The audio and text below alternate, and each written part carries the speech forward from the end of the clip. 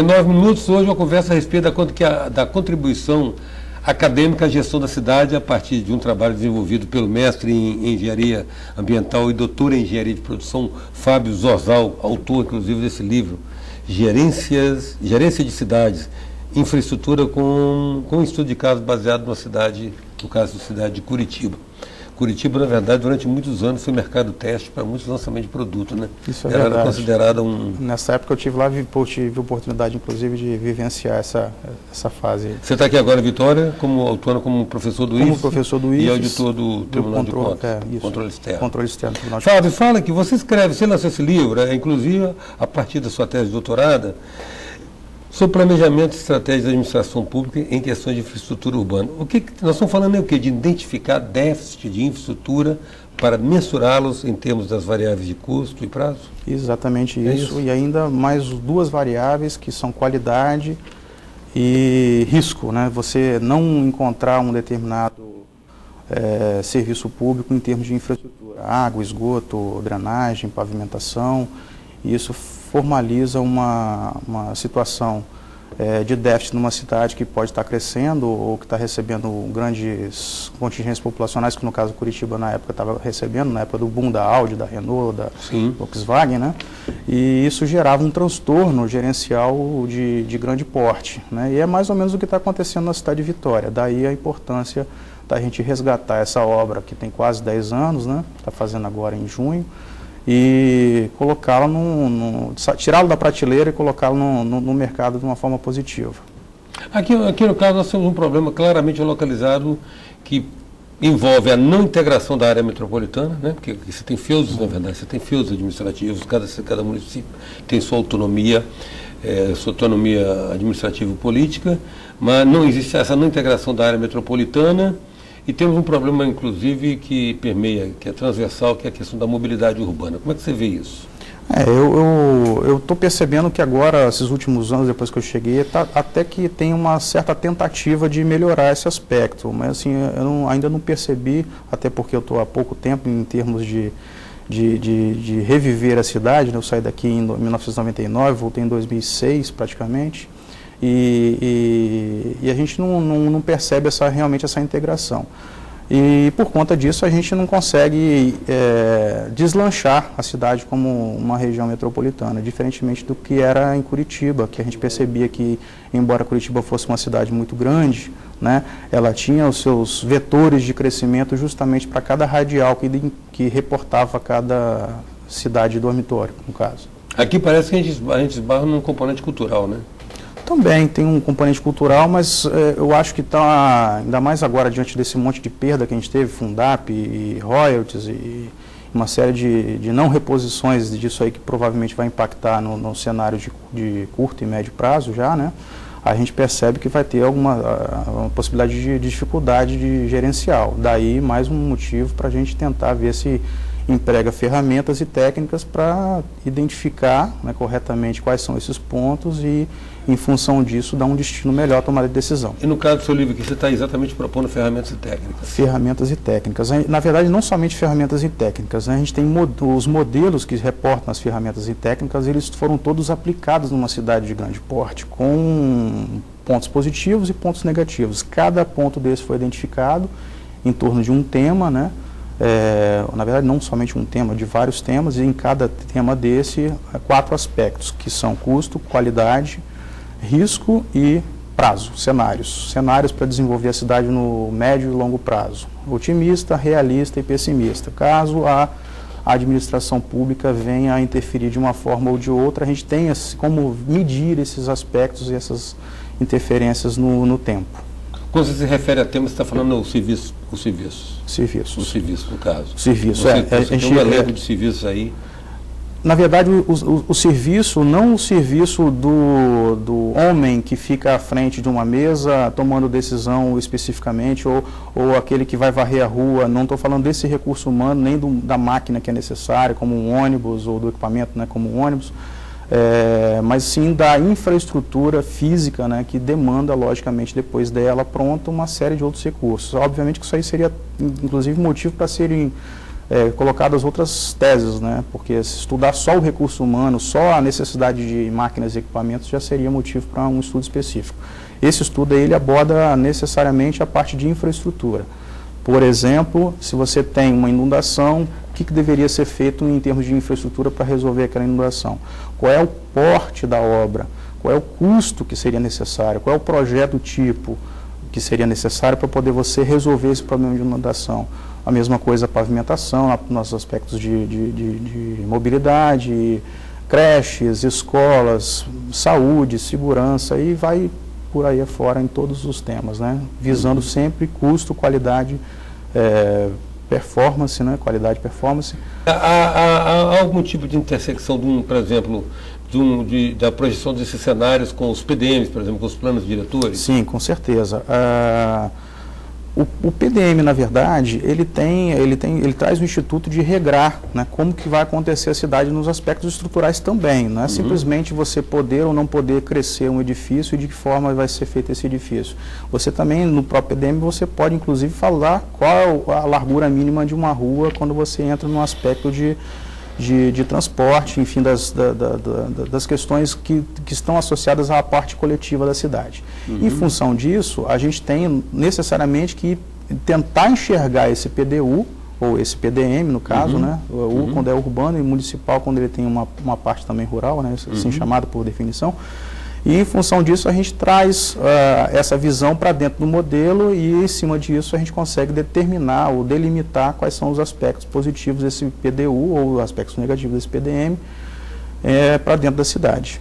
Por exemplo, se você pega um condomínio, vamos pegar um condomínio que está sendo aprovado em qualquer prefeitura dessa, que inclusive pode ser de interior. Quando você entra numa seara de investimento, né, e delega isso para o município resolver, ao invés de ser o próprio empreendedor resolver, você desonera, na verdade, o custo desse lote dentro do viés que foi com o empreendimento e transporta esse mesmo custo em todos os aspectos de infraestrutura para a municipalidade. Se a prefeitura, em termos de PDM, consegue regrar positivamente e aprovar somente aquilo que vai ser feito mediante obras de infraestrutura, você desonera o Estado, né, e coloca isso para quem vai efetivamente morar naquele local. Quando isso é expandido numa forma tecnicamente consolidada, como em muitos casos acontecia em Curitiba, você percebia um crescimento de certa forma ordenado e você percebia também, por outro lado, a infraestrutura crescendo por pernas próprias, né? Porque você não precisa de lançar um edital público para pavimentar aquela rua que deveria ser pavimentada por função de um empreendimento. E por conta disso você trazer para a sociedade, né, o aspecto coletivo que deveria ter sido empreendido naquela situação. No seu livro aqui você também define, ou pelo menos elenca um conjunto de indicadores que serviriam para respeitar aquele princípio fundamental da administração. Não se gerencia o que não se mensura, né?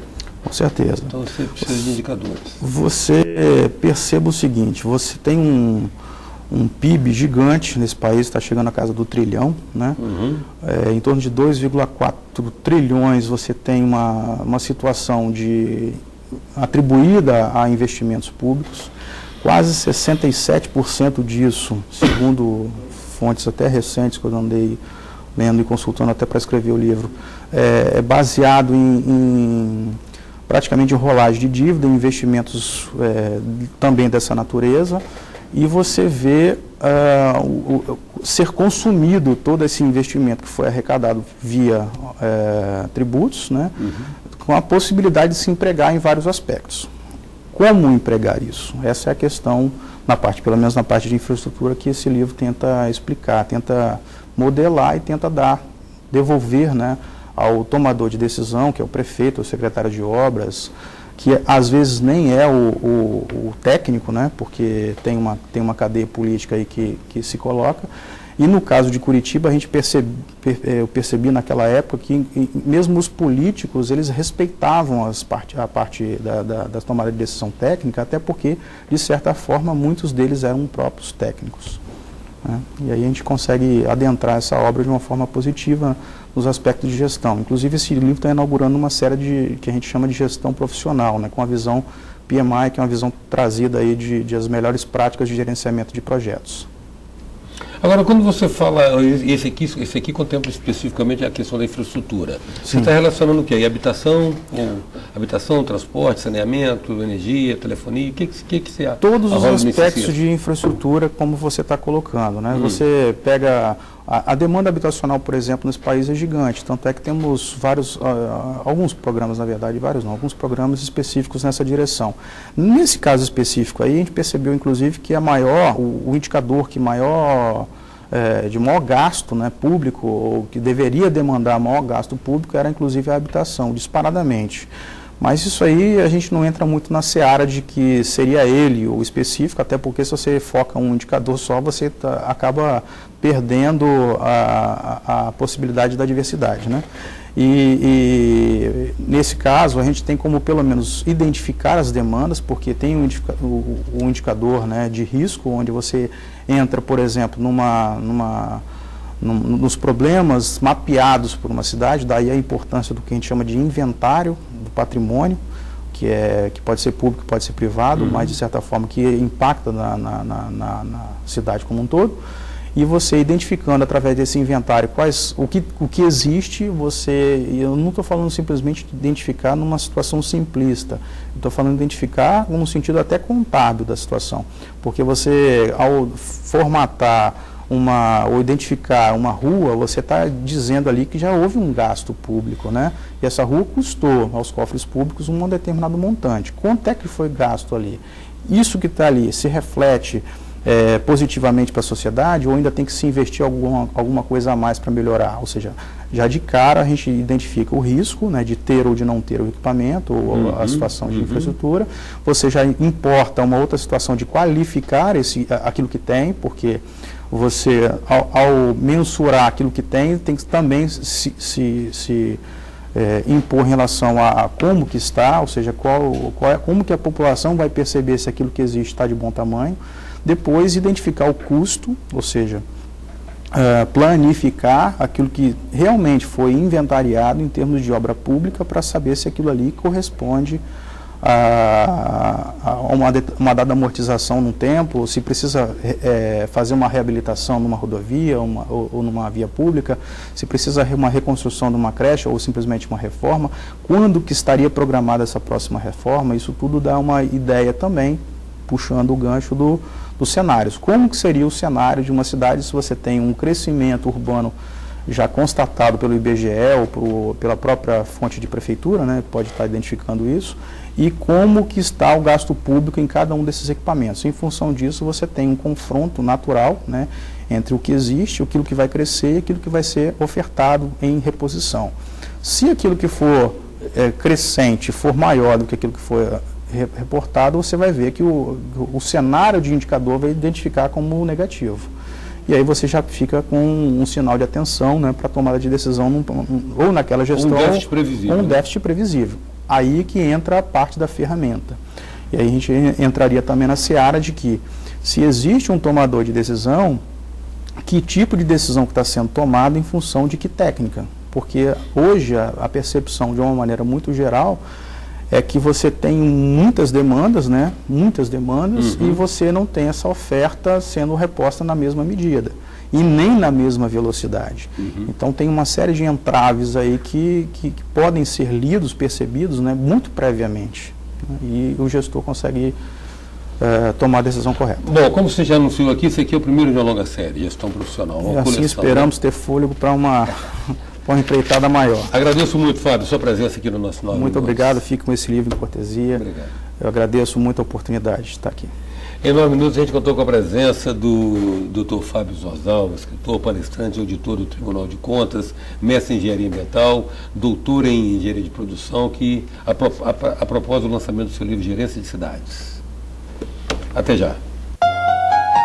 Sou passageiro do tempo, tentando entender, erro e acerto os caminhos, aprendendo a viver.